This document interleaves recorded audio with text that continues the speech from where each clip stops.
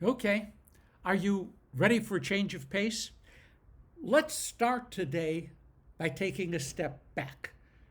We sometimes say warm and caring things in such an automatic way that even though the words sound great, they don't carry the emotional weight that we might have intended. We end a phone call with, I love you. Fine. I have a happy and healthy new year. Fine. Wonderful words. But they come so easily to our lips that we don't pause to consider what it is that we're really saying. I hope that you'll feel better soon. Please, let's talk again. So many warm phrases, so many rote phrases, they fill empty spaces. But do they really fill empty hearts? So today I'm going to greet you as usual with a Shabbat Shalom right at the beginning. But before we rush into our text, let me assure you that I really do pray that we can all find tranquility and comfort, hope and community, rest and renewal through our experience of Shabbat.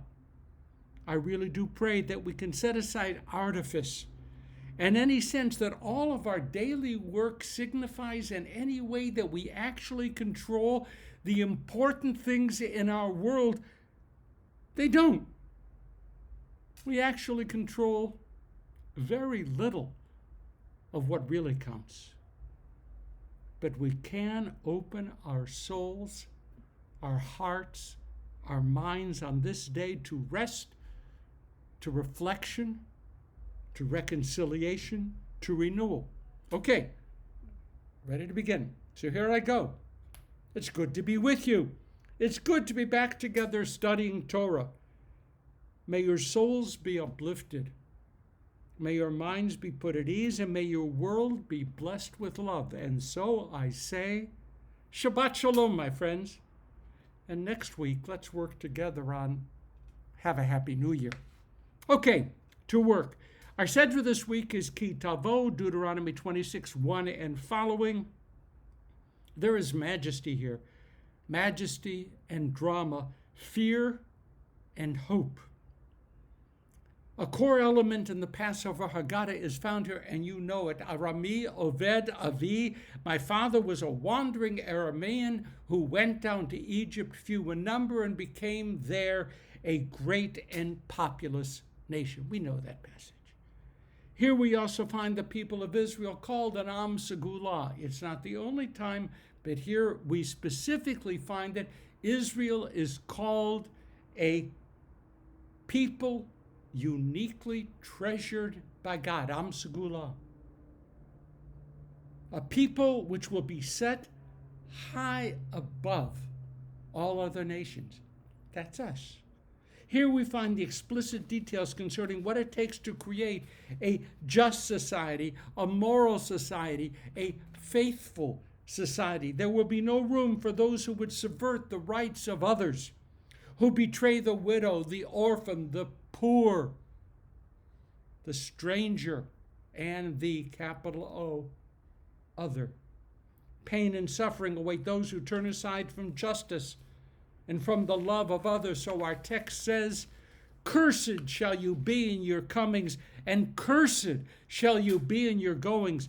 But prosperity and collective well-being and security await those who embrace a truly just society.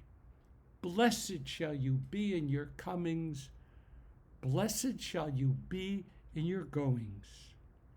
Blessings and curses, curses and blessings, brachot and klalot.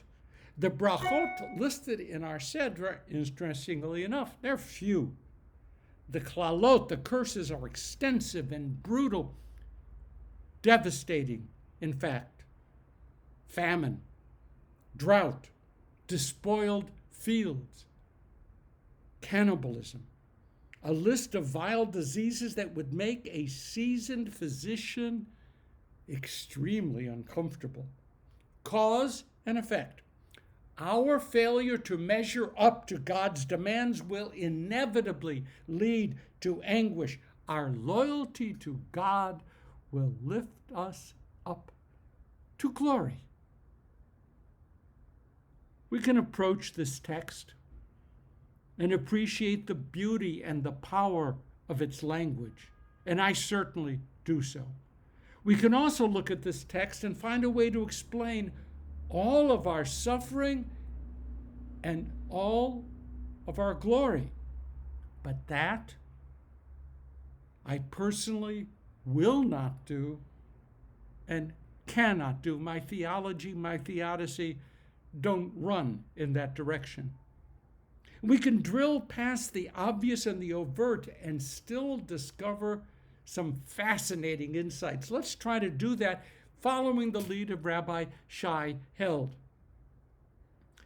One of the most deeply distressing words in contemporary culture is entitlement.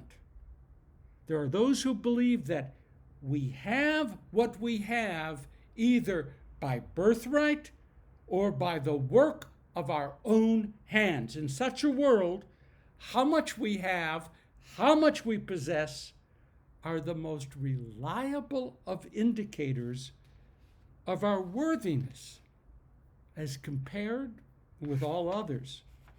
We deserve who and what we are. Entitlement. Nice house, nice car, nice suburb, nice health care, nice vacation, nice annual subscriptions to the Met and to the symphony.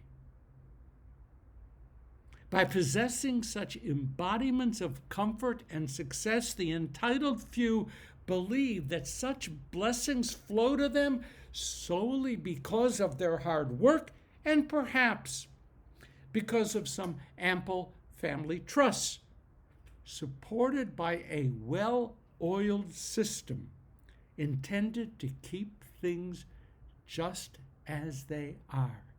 I am entitled, and I am entitled to stay entitled.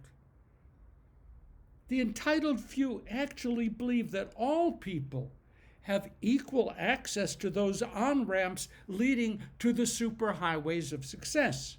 But unfortunately, only a few choose to take those on-ramps. It's on them. I earned my entitlement, and may I say, I intend to keep it. The Torah and then later on the prophets challenge such a perspective in the strongest of terms. Our teachers were more than leery of those powerful and successful people who proclaimed to all who cared or who were forced to listen that they have earned what they have by the power and the might of their own hands. The rabbis, later teachers, condemn that entitlement as a poison every bit as deadly as the one that Putin apparently administers to all who would oppose him. Nasty poison, that entitlement. Some, not all, but some of our teachers offer an even more instructive and nuanced view. Yes, let's admit that some people are more talented than others. Yes. Let's admit that some people are luckier than other people. Yes, that's so. And yes, some people have what others would choose to consider to be a special aura of a goodly appearance. None of this actually constitutes a specific moral problem. The moral problem arises when they assert, these people, when they assert that they deserve all that they possess without any sense of an accompanying, compelling obligation to help structure a world where more can discover the very same opportunities, where more can discover the very same good life, where more can enter onto that very special on-ramp to whatever we call a good life. Remember, our earliest ancestor Abraham was just a wandering Aramean, lacking everything but his powerful faith. Remember, we once were slaves. Remember that over the centuries we have struggled, we have suffered, we have starved. Because if the Jewish people ever forget that, our Sedra proclaims that our status as that Am Segula, that specially favored people, and even our possession of the promised land will be viewed by God as conditional and subject to being pulled back from us. If we don't embrace humanity, if we don't embrace justice, if we don't hold fast to a concern for the well-being of others and for our own commitment, loyalty, faithfulness to God, from our teacher's perspective, that entitlement will go away, and we will be left as we deserve to be left, with nothing. The truly and justly entitled, according to our teachers, are those who take of their gifts, gifts that perhaps were honestly earned, gifts that were perhaps enabled by others, gifts that perhaps were bestowed in some fashion. We have to take those gifts, however we got them, and convert them into sacred vessels dedicated in gratitude both to God and to all of the others who lack what we somehow have come to possess.